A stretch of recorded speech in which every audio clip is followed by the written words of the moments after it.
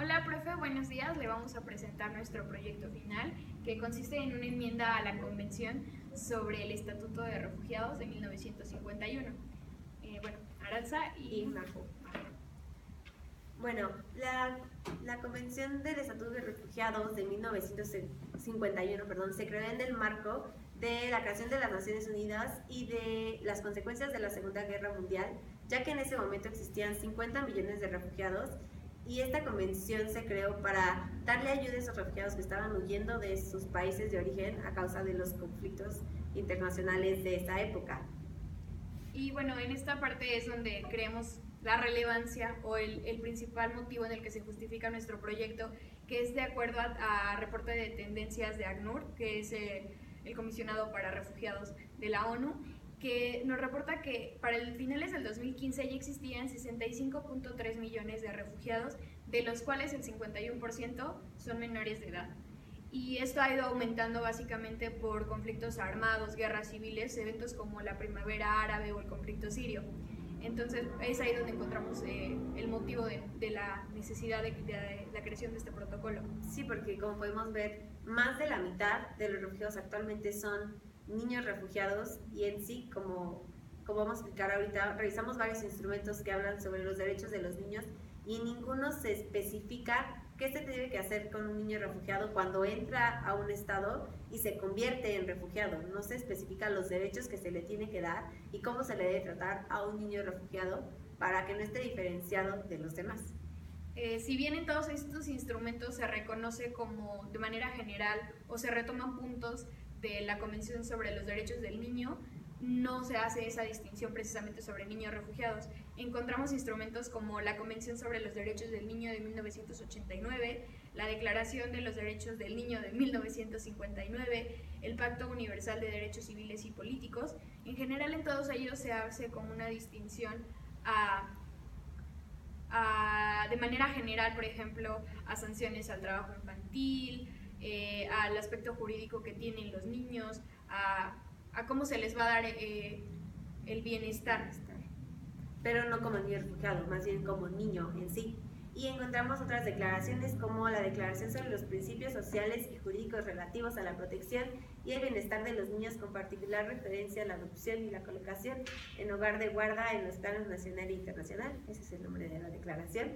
Y en esta declaración se especifica qué pasa cuando un niño llega con su madre o un niño llega solo al estado, pero más bien trata de el procedimiento de cómo entran a hogares de adopción o cómo entran a hogares de guarda con su madre. Y también está la Declaración sobre la Protección de la Mujer y el Niño en estados de emergencia o de conflicto armado, y aquí sí se especifica la protección de estos niños y estas mujeres, pero solamente dentro del conflicto armado, todavía no están considerados en sí como refugiados.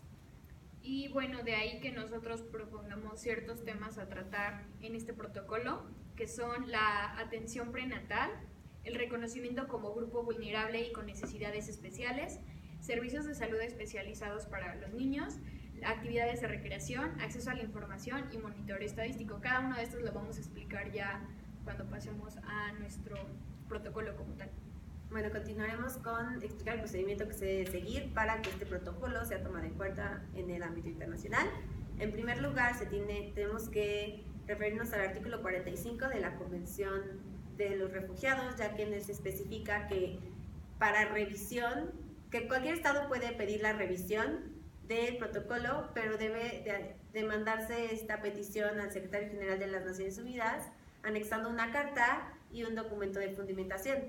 Asimismo, en el artículo 46, es el Secretario General el que manda la notificación a los estados partes de este deseo de revisión y de modificación a la Convención.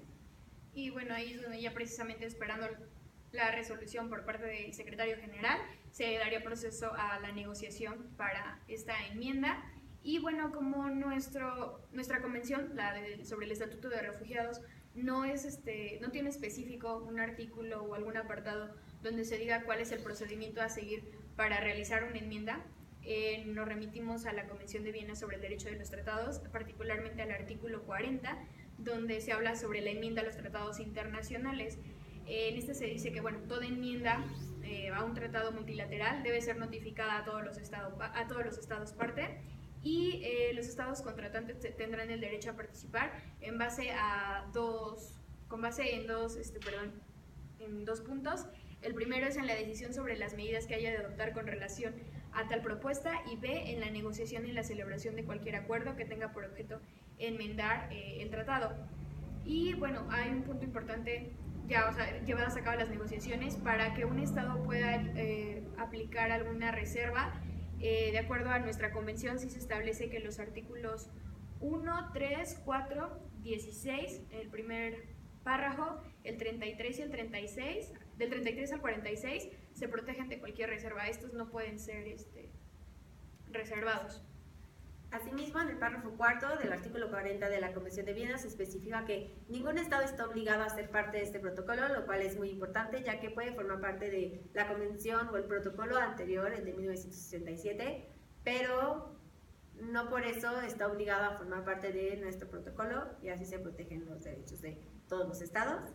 Terminando la etapa de negociación, se sigue con la firma y ratificación de acuerdo a lo que se especifique dentro de la negociación en el protocolo, y una vez que los estados ya estén ratificados, que bueno, como adelanto, de acuerdo a lo que pusimos en nuestro protocolo, es a partir que el sexto estado ya haya ratificado, se hace la entrada en vigor del protocolo.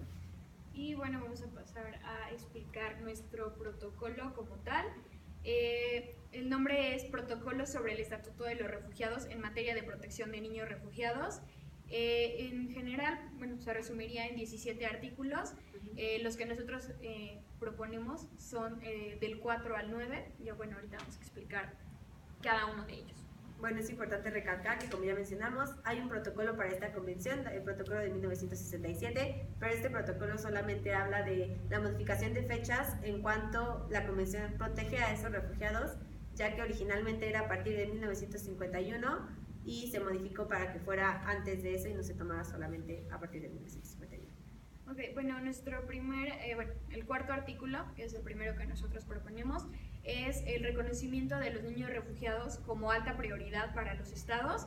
Es decir, estos tienen que respetar sus derechos humanos básicos para garantizarles el bienestar y un desarrollo, pues, que los lleve a una adolescencia en buen estado. El siguiente es atención prenatal. Este se crea debido a que, de acuerdo a estadísticas, los niveles de mortalidad neonatal son muy elevados. Entonces, a fin de garantizar que cuando una mujer embarazada, que ya está legalmente como refugiada en el país o en el estado contratante, se le garantice el hecho de que tenga cuidados para que su embarazo lleve a buen desenlace y pues el niño pueda nacer en perfectas condiciones. También que se le garantice en esta parte la crianza del niño desde que nace hasta que pues cumpla la mayoría, antes de que cumpla la mayoría de edad, es decir, esta parte de la adolescencia, se le garantice cuidados. Y por el tercer punto serían los servicios de salud especializados que tienen que ver con programas de vacunación, atención médica, por ejemplo, para infecciones, todos los problemas de salud que puedan ir en esta parte se le cubran a los niños. Y también se hace una distinción aquí acerca de los niños con discapacidades, para que tengan igual un trato especial, es decir, se les den como capacidades específicas a estos niños. Asimismo, el artículo 7 habla de actividades de recreación, esto también fundamentado en la Convención de los Niños, ya que ahí se habla que los niños, al ser un grupo susceptible y un grupo especial, necesitan tener actividades de recreación especiales y necesitan entrar a las actividades culturales y artísticas del Estado, y es por ello que recomendamos que los Estados, parte de este protocolo, le den acceso a los niños a estas actividades artísticas, recreacionales, para que ellos puedan tener un desarrollo igual a los niños de ese Estado.